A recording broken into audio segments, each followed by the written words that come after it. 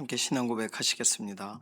전능하사 천지를 만드신 하나님 아버지를 내가 믿사오며 그 외아들 우리 주 예수 그리스도를 믿사오니 이는 성령으로 잉태하사 동정녀 마리아에게 나시고 본디오 빌라도에게 고난을 받으사 십자가에 못 박혀 죽으시고 장사한 지 사흘 만에 죽은 자 가운데서 다시 살아나시며 하늘에 오르사 전능하신 하나님 우편에 앉아 계시다가 저리로서 산자와 죽은 자를 심판하러 오시리라.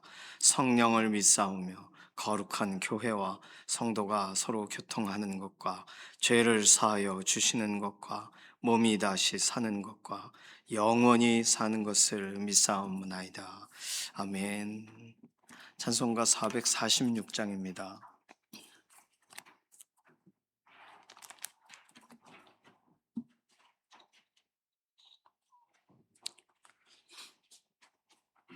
찬송가 446장입니다.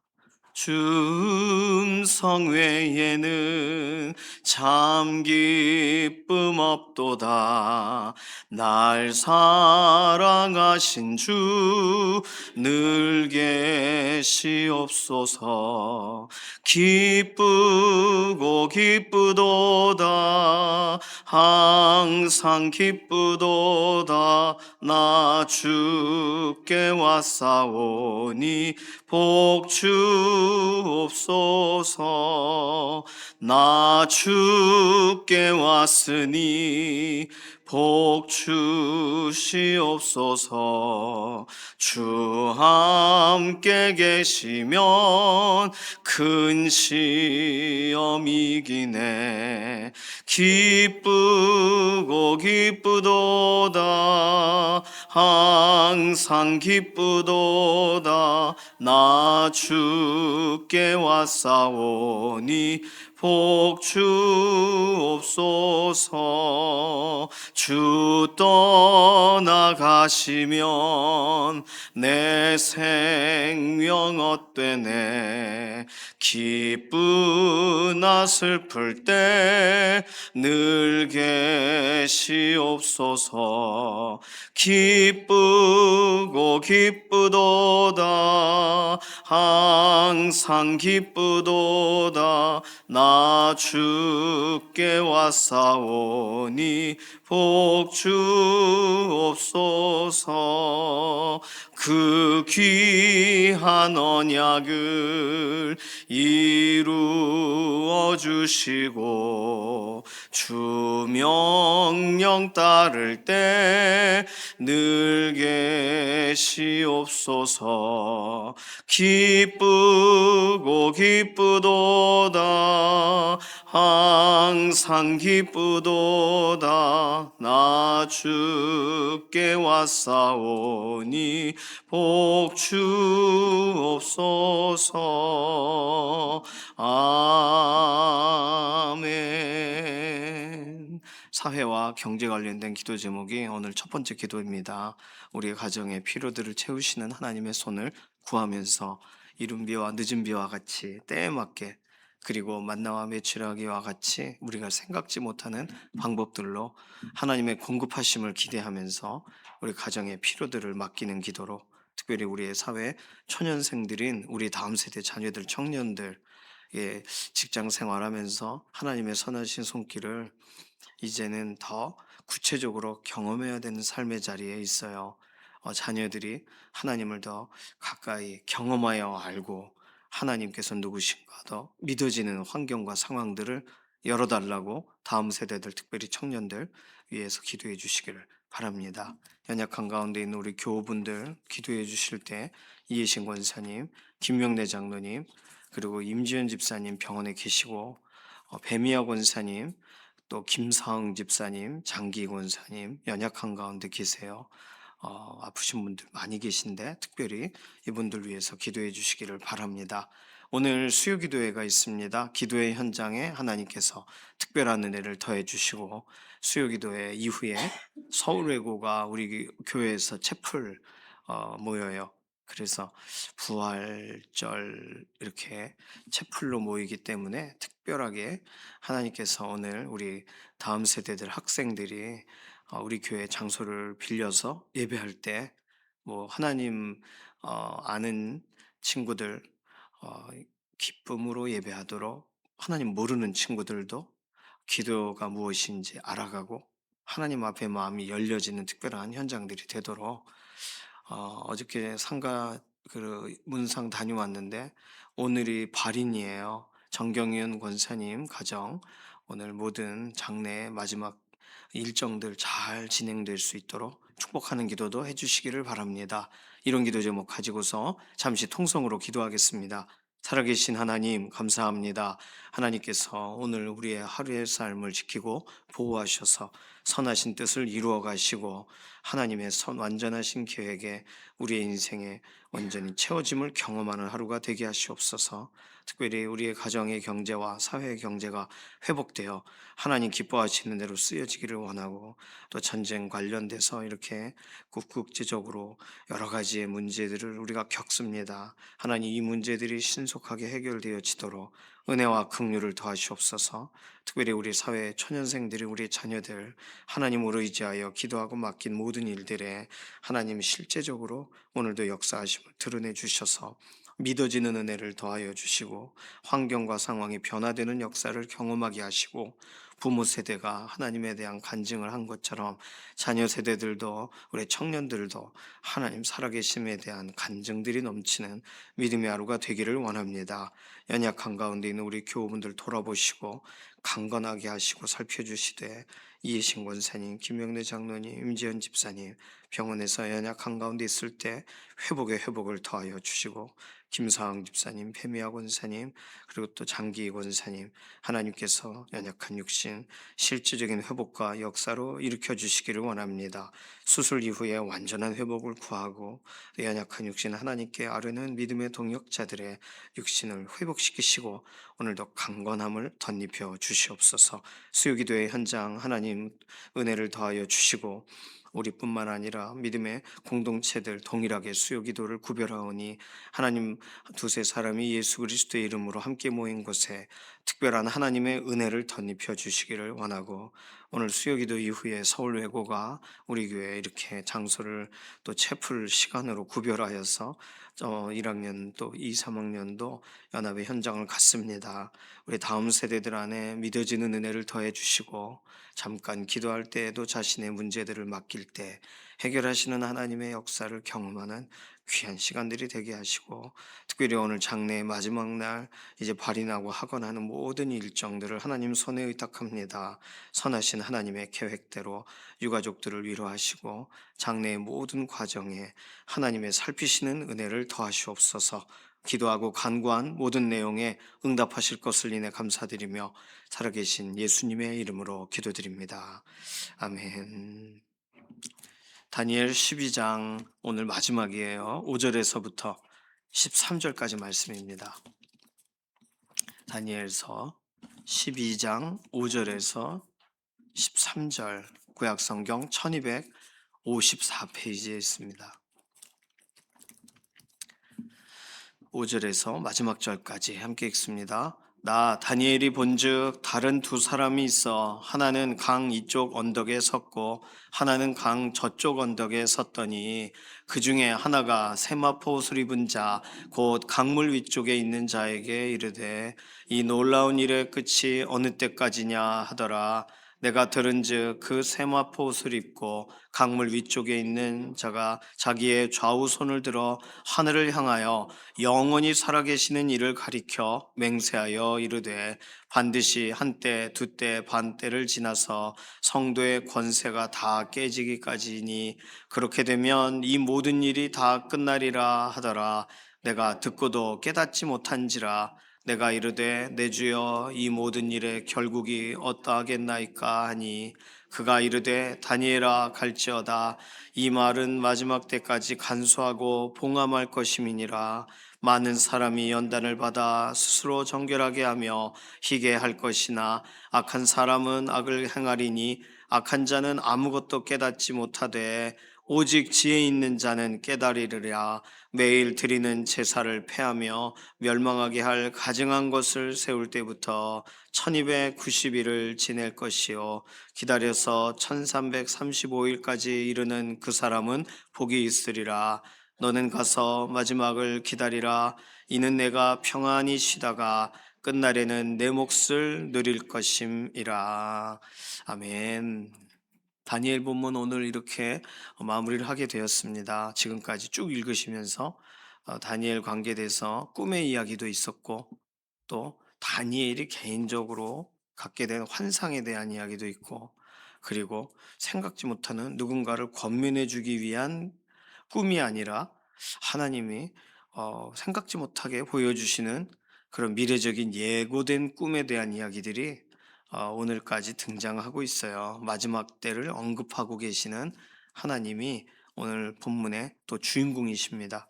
우리가 전에 읽었던 본문 중에 7장 25절에 한때, 두때, 반때 이거 한번 우리가 살펴본 적이 있죠.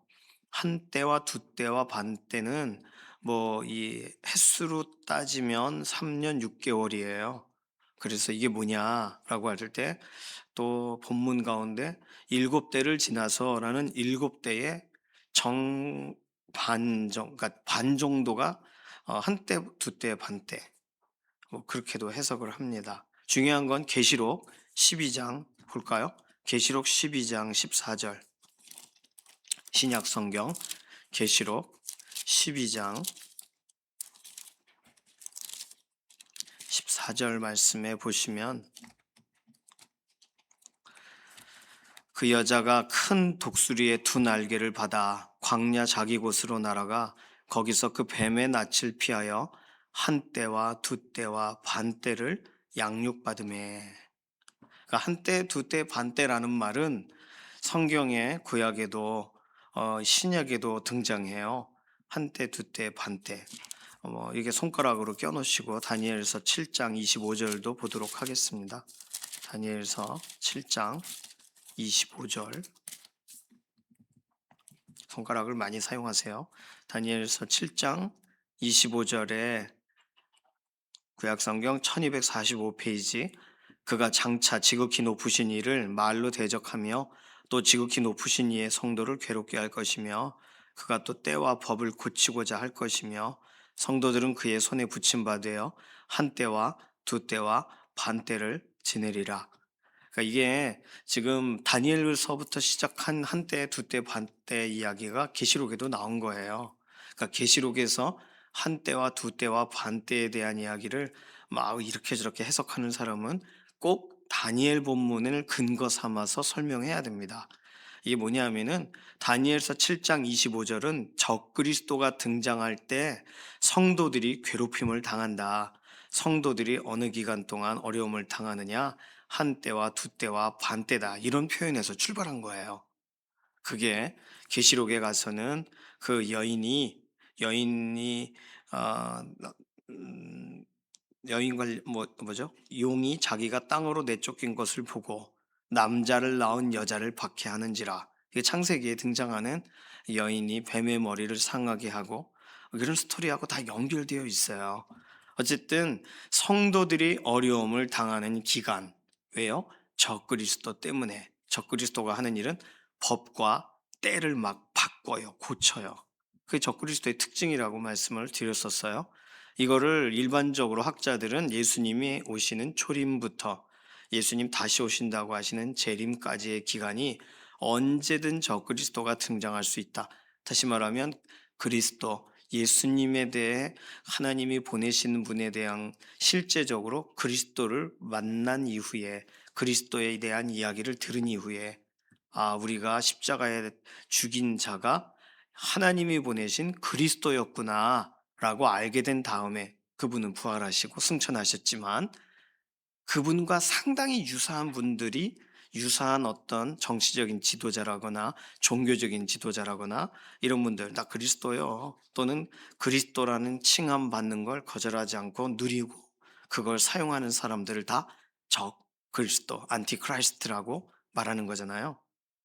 그러니까 오고 오는 세상에 예수 그리스도에 대한 이야기를 알고 다시 오시는 예수님에 대해 아는데, 예수님이 지금 왔다고 할 때, 예수님이 청계산에 오셨다 이럴 때 이제 적그리스도가 되는 거겠어요.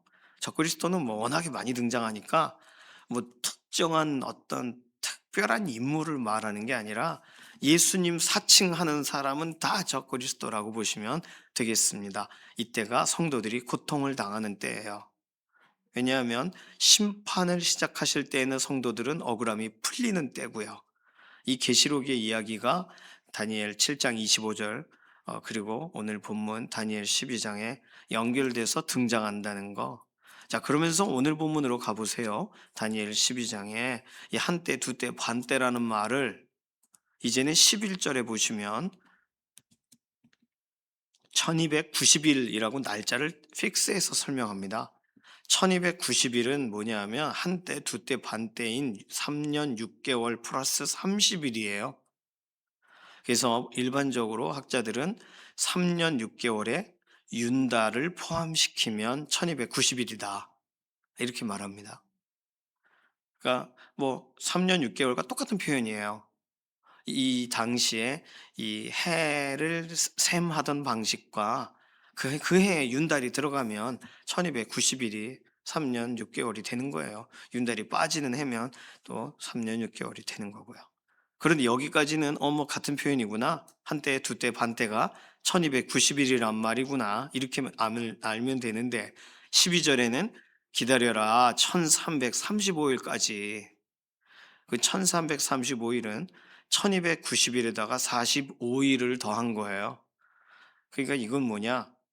뭐 모든 학자들이 설명하는 부분에서 이건 정확한 날짜를 말하는 게 아니다. 상징적인 말이다. 그러니까 마지막 때라고 했을 때 언제다라고 정확하게 말하시는 것이 아니라 언제쯤이다, 곧 올 거다, 이렇게 상징적으로 그 마지막 때에 대한 표현을 하나님은 이렇게 날짜를 하도 사람들이 원하니까 뭐 뭡니까 도대체 무슨 뜻입니까? 알게 해 주십시오 하니까 날짜를 말씀하시는데 그 날짜 자체도 하나님의 의지가 들어간 상징적인 날짜지 정확하게 정해진 날짜는 아니다 이거예요. 왜냐하면 8장 14절 가보세요. 다니엘서 8장 14절에 가보시면 여기는 더 심한 날짜가 나오거든요. 다니엘 8장 14절에 보시면 그가 내게 이르되 2300 주야까지니 그때에 성소가 정결하게 되리라. 비슷하거든요. 마지막 때 성소가 다 회파됐다가 정결하게 되는 날, 다시 말하면 심판이 일어나서 모든 것이 정리되는 날이 언제예요? 2300 주야. 그러면 지금까지 다니엘서에 나온 날 중에 가장 긴 건 2300일입니다. 그 다음에 적은 게 1335일, 그 다음에 1290일. 이걸 좀 더 쉽게 운율이 있게 따라 부를 수 있는 한때, 두때, 반때, 그리고 계시록에서는 놀랍게도 한때, 두때, 반때라는 말을 그대로 쓰고 있다는 거. 그러니까 하나님이 심판까지의 날짜가 언제입니까? 한때, 두때, 반때 이렇게 말씀하시는 거예요. 마지막 때에 대한 언급을 하나님이 이렇게 진행하고 계셔요. 다른 말로 정확하게 뭡니까? 그건 아버지만 아셔. 그것은 더 이상 설명할 문제가 되지 않고 중요한 건 오늘 본문의 이야기는 기다려라 입니다. 12절. 자, 한때, 두때, 반때 뭐 이런 말 나오면 일단 이런 걸 좋아하는 사람들은, 이런 표현을 좋아하는 사람들은 구약학자 아니면 이단이에요. 둘 중에 하나예요. 한때, 두때, 반때라는 말은 상징적인 말이거든요. 그러니까 이런 부분에 대해 해석하려고 하고 뭐 풀어주려고 하고 의미를 깨달아 알아라 이렇게 설명할 때 보면 기가 막히게 어디 구절 가지고 이렇게 하는데 그런 거에 크게 관심을 갖지 마시기 바랍니다. 왜냐하면 이게 1290일, 또 1335일, 2300일 하나님은 날짜를 알고 싶어하는 사람들에게 날짜를 소개는 하시되 그게 정확하게 뭘 말하는 건지에 대한 해석까지를 풀어서 설명하지를 않으세요. 그러니까 하나님의 방식이 그러세요.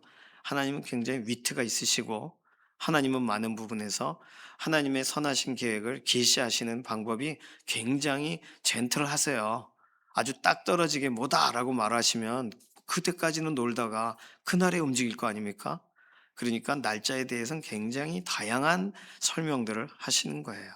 자, 그런데 이 부분에 관련돼서 이 마지막 날 심판날 관련돼서 어떤 일이 벌어지는가도 되게 독특하게 오늘 보면 6 절과 7 절에 세마포 입은 분이 강물 위쪽에 있는 자에게 이르되 이 놀라운 일의 끝이 어느 때까지냐 하니까 세마포 옷을 입고 강물 위쪽에 있는 분이 자기의 좌우 손을 들어 하늘을 향하여 영원히 살아계시는 이를 가리켜 맹세하여 반드시 한때 두때 반때를 지나 성도의 권세가 다 깨지기까지이니 그렇게 되면 이 모든 일이 다 끝나리라 이렇게 말해요.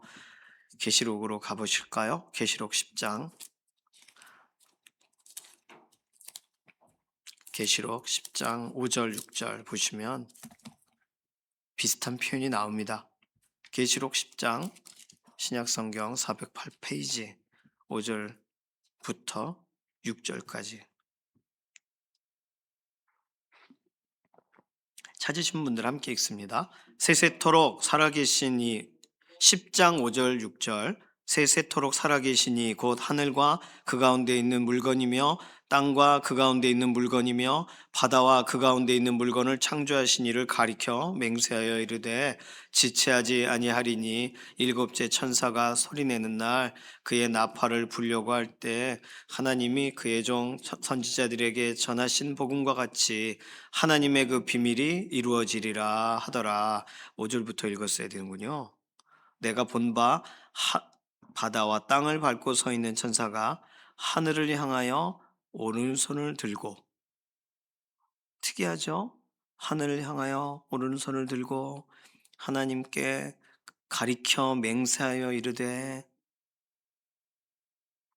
요한계시록 10장 5절, 6절, 7절 비슷한 표현이 나오죠.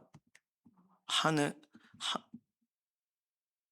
바다와 땅을 밟고 서 있는 천사가 다니엘서에서는 뭐 그렇게 표현하고 있진 않지만 어쨌든 바다와 땅을 밟고 서 있는 천사가 하늘을 향하여 손을 들고 세세토록 살아계신 이를 향하여 말해요. 그러니까 지금 다니엘서에 있는 표현하고 계시록에 있는 표현과 비슷한 것이 많아요. 이 계시록에 등장한 건 그냥 갑자기 등장한 환상이 아니라 다니엘에게 이미 보여주신 것을 반복하셔서 설명하시는 거예요. 그러니까 계시록을 읽을 때 구약의 그 에스겔의 하나님이요 다니엘의 하나님이 그 미래적인 이야기 하나님이 작정하신 것에 대한 이야기를 신약에 와서도 설명하시는도다. 그렇게 읽어야 되는 거예요. 유사한 표현이 나오죠. 그러니까 하나님께 위임받으신 권세로 마지막 심판을 진행하시는 그런 부분에 대한 얘기가 설명이 되어 있습니다.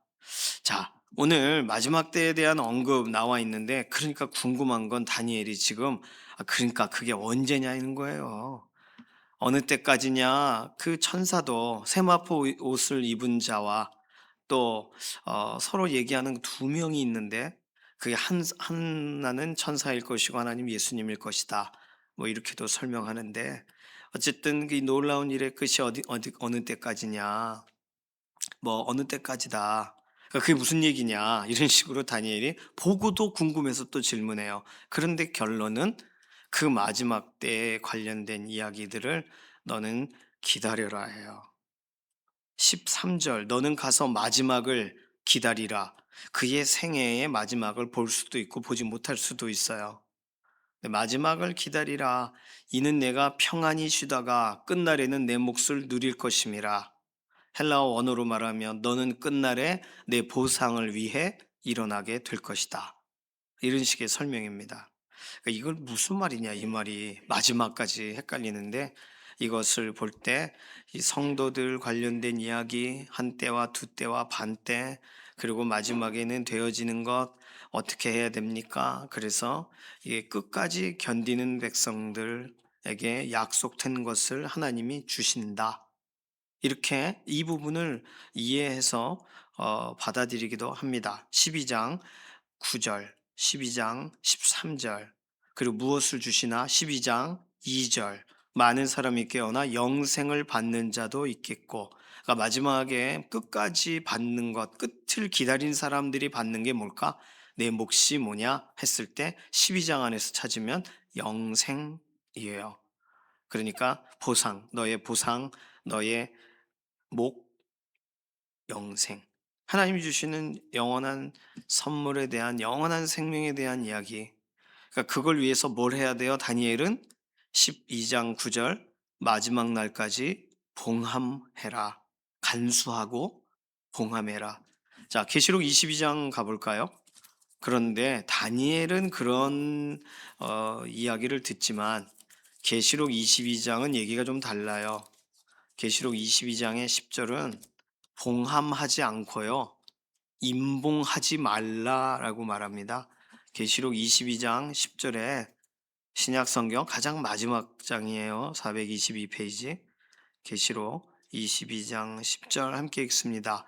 또 내게 말하되 이 두루마리의 예언의 말씀을 임봉하지 말라 때가 가까우니라. 자, 그럼 우리 한 가지만 딱 파악할 수 있는 건 다니엘 마지막 절에 마지막에는 다니엘에게 마지막이 언제예요? 그럼 뭐 어떻게 해야 돼요? 라고 하니까 너 지금까지 이야기된 거 이 말을 간수하고 봉함해라.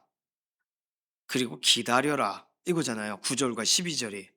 그럼 마지막까지 봉함하고 다 가지고 있고 기록하고 두고 그걸 사람들이 보고 이게 언제일까 해요. 근데 계시록 22장 10절에서는 이제 임봉하지 말아라. 때가 가까우니라. 그러니까 다니엘 말씀만 가지고 있으면 이것은 오픈이 되기 전까지에는 신비한 이야기고 하나님이 풀어주실 이야기고 하나님이 해석해 주시기 전까지는 기다려야 되는 이야기인데 계시록 말씀으로 우리가 어, 연결해서 다니엘을 보면 이미 임봉이 풀려서 때가 가까워요. 무슨 때요? 우리 주 예수 그리스도가 오시는 때 진실로 속히 오리라. 속히 오리라 말씀하시는 것이 지금 22장에만 7절에 그리고 16, 20절 속히 오리라 예수님이 직접 얘기하세요. 그러니까 다니엘서에서는 언제가 될지 모르니 잘 간수해라, 가지고 있어라, 기다려라. 그게 다니엘에게 준 명령이에요. 그런데 계시록에서는 그 봉함하지 마라.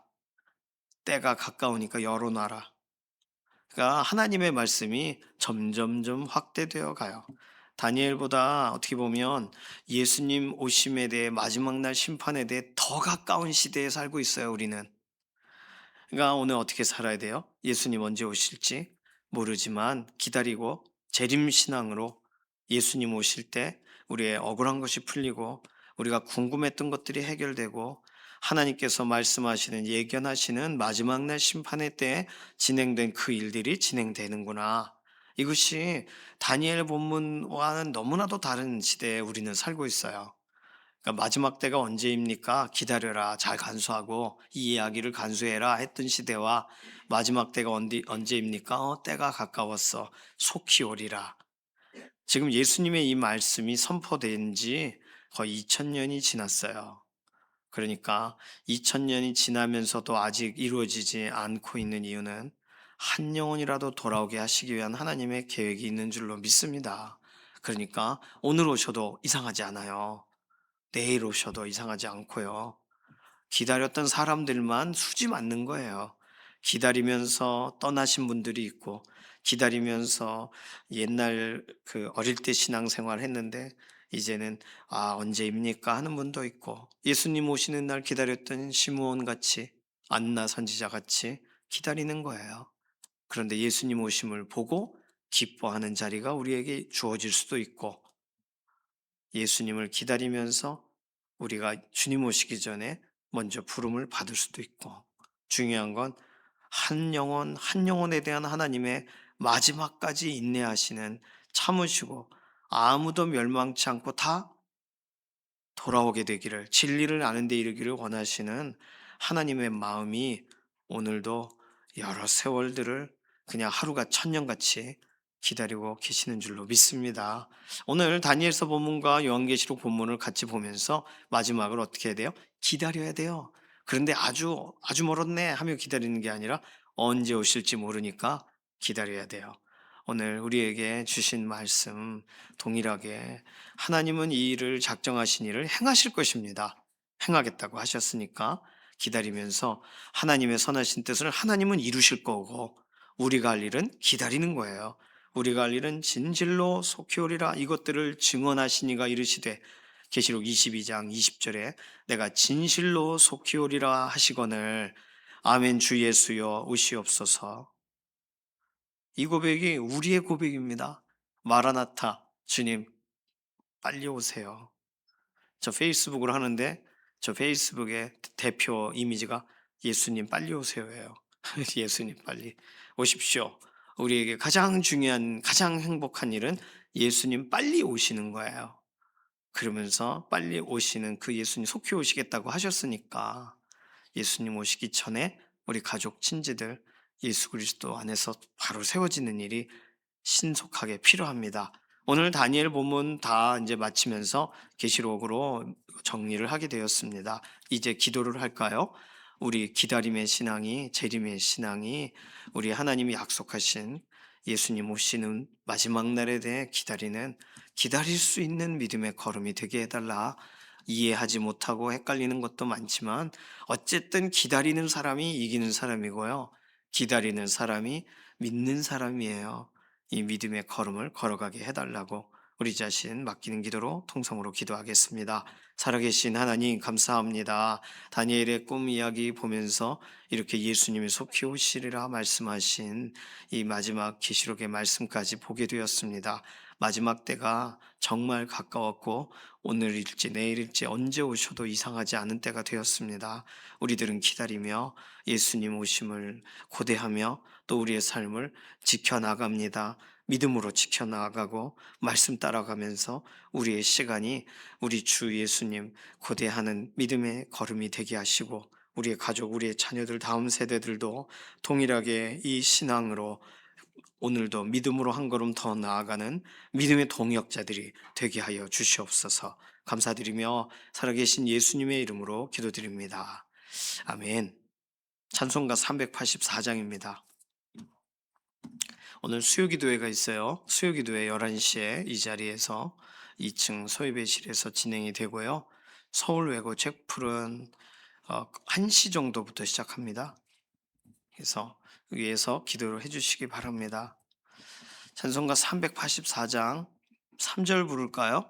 나의 갈 길 다가도록 예수 인도하시니 그의 사랑 어찌 큰지 말로 알 수 없도다. 성령 감화 받은 영혼 하늘 날아갈 때에 영영 부를 나의 찬송 예수 인도하셨네. 영영 부를 나의 찬송 예수 인도하셨네. 아멘. 어저께 장례 장례식장 함께 또 다녀오고요. 오는 길에 전주까지 가서 그냥 올 수가 없어서 김병호 목사님 얼굴 잠깐 보고 왔습니다. 예. 잘 또 사역을 진행하고 계시더라고요. 위에서 또 기도를 해주시기를 바랍니다. 주님께서 가르쳐 주신 기도하겠습니다. 하늘에 계신 우리 아버지여, 이름이 거룩히 여김을 받으시오며 나라의 임하옵시며 뜻이 하늘에서 이루어진 것 같이 땅에서도 이루어지이다. 오늘날 우리에게 일용할 양식을 주옵시고 우리가 우리에게 죄 지은 자를 사하여 준 것 같이 우리 죄를 사하여 주옵시고 우리를 시험에 들게 하지 마옵시며 다만 악에서 구하옵소서.